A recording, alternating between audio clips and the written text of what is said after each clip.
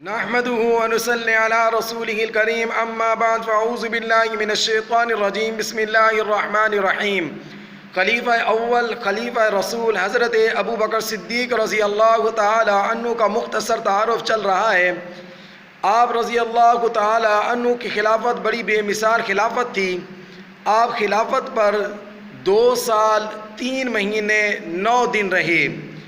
آپ وفات سے قبل آپ کے ساتھ بھی وہی معاملہ پیش آیا جو سرکار دو عالم حضرت محمد مصطفیٰ صلی اللہ علیہ وآلہ وسلم کے ساتھ پیش آیا، یعنی حضرت محمد مصطفیٰ صلی اللہ علیہ وآلہ وسلم کو وفات سے قبل بخار ہوا۔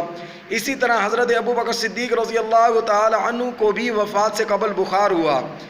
اسی طرح حضرت محمد مصطفیٰ صلی اللہ علیہ وآلہ وسلم کی وفات پیر کے دن ہوئی بعینی۔ اسی طرح حضرت ابو بکر صدیق رضی اللہ تعالی عنہ کی وفات بھی پیر کے دن ہوئی۔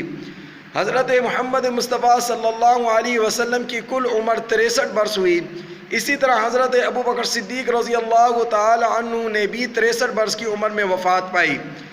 آپ کی وفات 22 جمادی الثانی مغرب اور عشاء کے درمیان ہوئی اور اس فانی دنیا سے رحلت فرمائی، اور اپنے پیارے محبوب حضرت محمد مصطفیٰ صلی اللہ علیہ وسلم کے پہلو آپ کو نصیب ہوا۔